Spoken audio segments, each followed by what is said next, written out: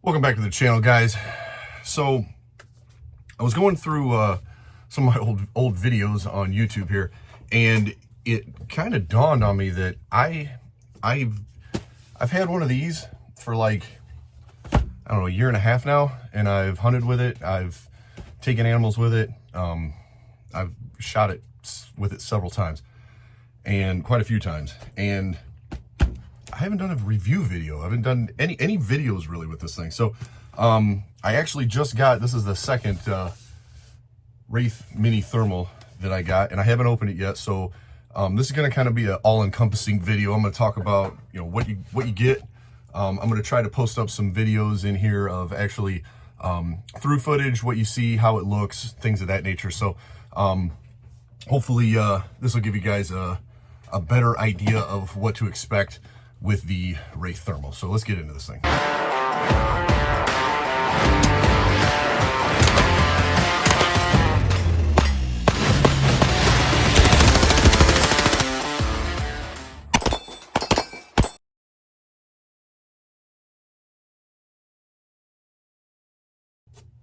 All right, so just to kind of start off with the box here, as always, they always have very nice wrapping and packaging and all that. This is a 384 by 288 thermal resolution, so I'm not super versed on the thermal resolution. I know bigger number indicates a bigger, the lens that it actually uses to see the thermal heat signature. The bigger the number, the better it is. Lightweight, compact, OLED display on the inside, 5 color palettes, 9 reticle colors, 10 different reticles, and it can hold 5 different weapon profiles. So you can actually run this on 5 different weapon systems and keep your 0 location for each one. You just go to that weapon system, it'll dial itself back to where it should be, and you might have to adjust it just a little bit. I've not really played with this, but it should be very, very close. And it does have built-in recording and sound, but you will need a memory card, so for reference sake. All right, so let's open this thing up and get into what's on the inside. All right, so it's been a minute since I opened my original one. Get some paperwork with it, lens cleaner. You do get one of the eye cups. They are straight through for reference sake. It doesn't have like that open and close that some different ones have.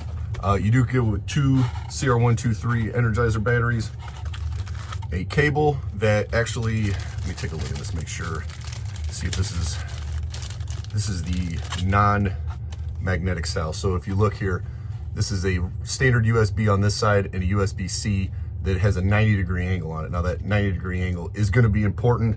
You don't have to use this, but it is something to note that it does come with it. And of course, you have the optic itself. It does come with caps, front and back.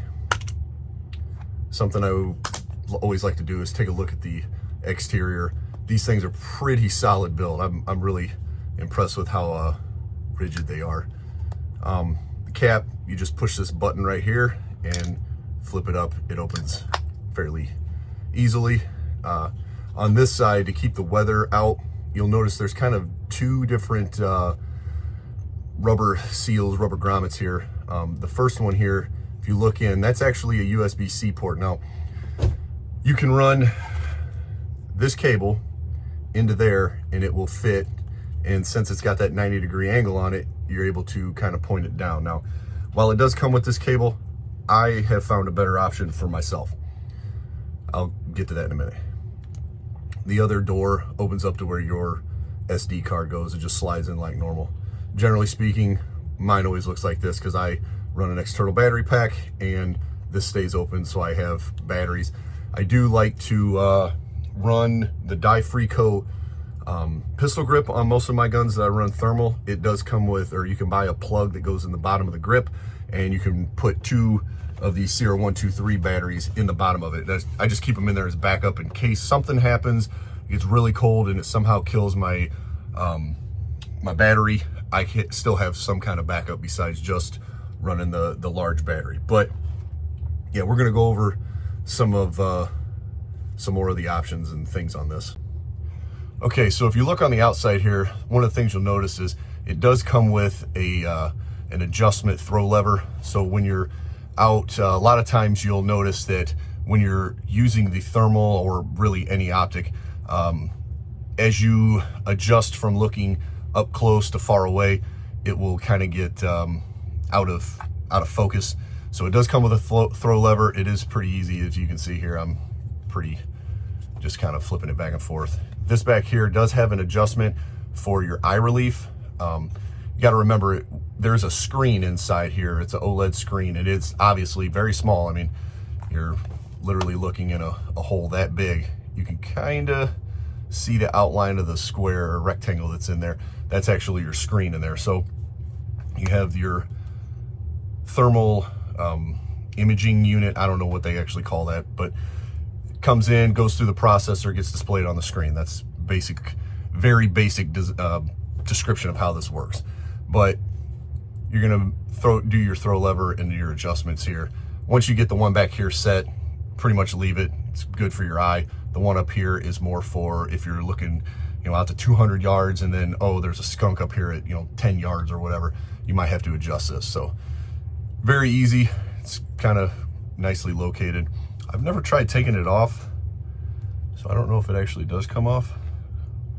It's a good question. I've never asked anybody, so I don't know the answer to that. If anybody does, put it in the comments for me.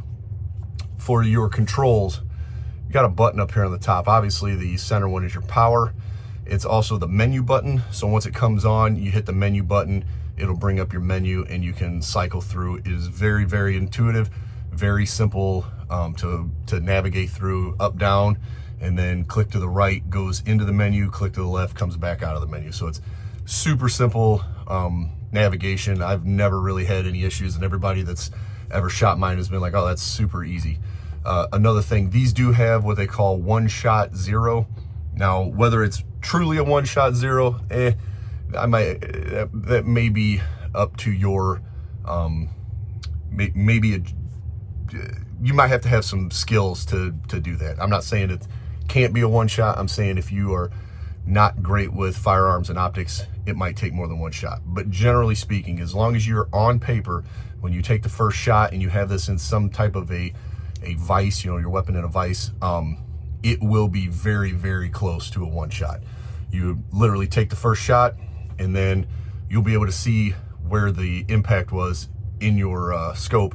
You'll go into the adjustment menu and you'll literally move the reticle over, up, down, left, right, whatever you need to the spot where the first round went, and it should be zeroed.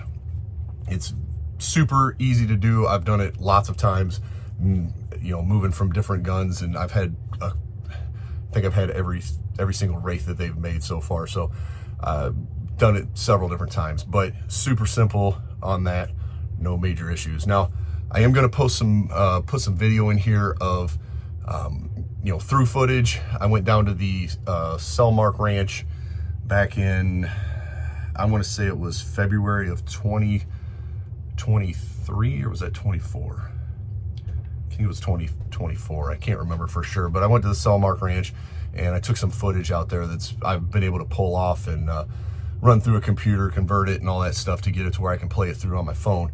And you'll be able to see the footage is very, very clear.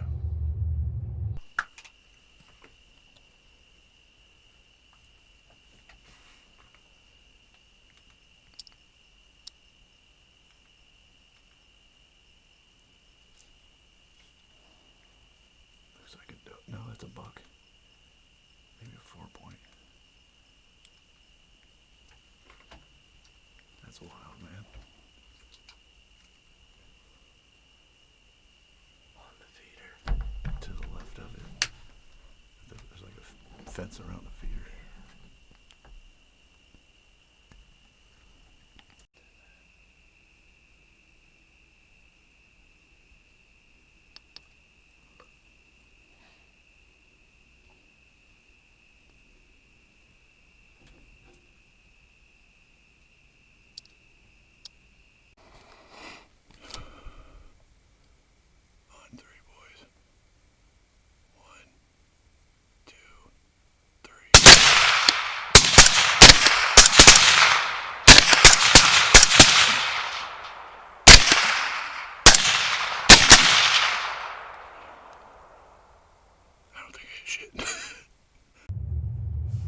All right, so the footage that I showed you there, there was a couple different videos that I took, but most of them were of deer that were actually out in the field, and they were out by, we were hog hunting, and they were out by the feeder pen where, you know, they put the corn feeders in there, corn goes out, hogs hear it, they come in, and they start eating. Well, the deer hear it, the raccoons hear it. I've seen literally the biggest raccoon I've ever seen in my life. I actually thought it was a hog until it came all the way out of the wood line. I seen it in the woods. This thing weighed 30 pounds. It was the biggest biggest raccoon I've ever seen in my life. But it came out once, mind you, the footage that you're seeing was at 110 yards.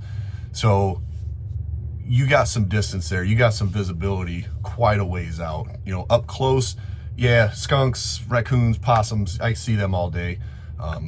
You spot them. I go out in my neighbor's yard. He asked me to eradicate some skunks that he was having some issues with, tearing up his yard and whatnot, and some other critters that were down at my other buddy's house, taking out some chicken eggs and chickens and whatnot. So I do use this thing quite a bit, or not this particular one. I literally just got this one today, but my other thermal, very, very good for being able to find the targets. That's the thing, is a lot of people ask me, you know, Dan, which is better, the night vision or the thermal? And I always I think thermal is better. However, it's always that the same thing I always come back to on every one of my videos. You got to look at your specific situation. Not everybody can afford $1,500. Okay, and I'll be honest with you, that's the affordable model. The affordable model. You go into something like Pulsar or some of these other brands, and you're minimum $2,000 and up. You know, I know Pulsar has one that's got like a range finder and some fancy, you know, really, really fancy stuff like drop down reticle. You hit the button, it lasers it and moves it down for you. $6,500. All right. I don't have that kind of cash. Most people that I know don't have that kind of cash. $1,600 for something like this, maybe a little cheaper if you catch it on sale. You know, that to me is high-end price. However, way more affordable than $6,500. So for me to have something like this, if you're trying to get into the night hunting game, so let's say you're like, hey, and I actually had a guy I was having a conversation with earlier today about this exact same thing. He was like, hey, night vision or thermal, which one? And I was like, well, it depends on your situation. Can you afford $1,500? Yes or no? And I was like, okay, how often do you hunt? Well, occasionally. Okay, do you plan on using the optic? Do you have multiple firearms, or do you have one firearm that you hunt with for everything except for deer? Because here in Ohio, you can't night hunt deer. So, you know, if you're running an AR and you're like, hey, this is going to be my varmint, my, you know, coyote, my hog, all these, you know, kind of nuisance critters gun. Okay, I can't afford the thermal. The night vision is definitely the way to go.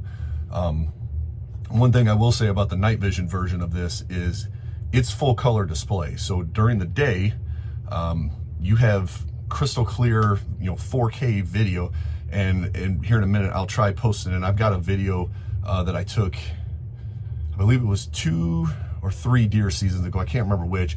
I had this small, what I thought was a doe, deer come in right up to my blind. I mean, right up to my blind. It was, I'm gonna say 6 to 8 yards. Like, it came right in, and I actually had to adjust my focus because it came so close that I was like, I'm zoomed all the way out, and I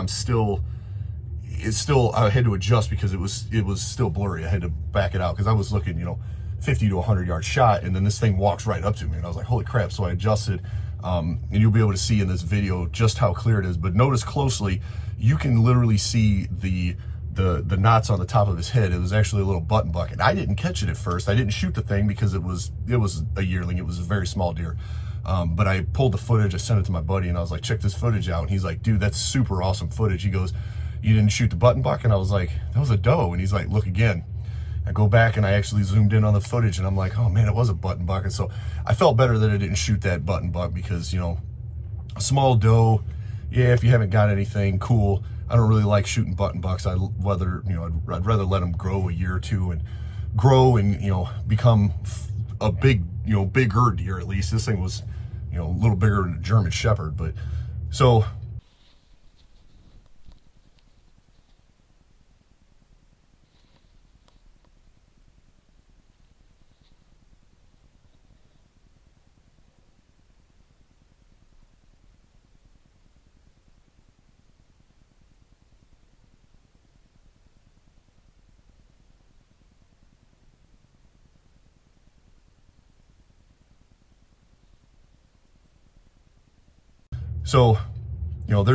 there's pros and cons to both of them.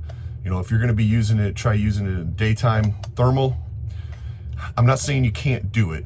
It just gets difficult depending on the temperature outside. It's, you got to remember you're dealing with heat signature here. So in the daytime, in the summertime, the heat signature kind of blends. Everything gets the same temperature. Like you can see some outlines of stuff, but it becomes very difficult to identify or find specific targets. Can you do it? Yes, you can do it. It's just a little more difficult. You got to pay a little more attention. Nighttime, when the temperatures drop, and or in the wintertime, I will tell you, it will be like all gray. Like everything is just gray, and then you will see, boom, there is a bright white or black, whichever, hot, white, hot, white hot, or black hot, or whatever the color scheme you've got set on. It will glow. You will see it. And in the footage, I'm sure you've noticed it's pretty pronounced. So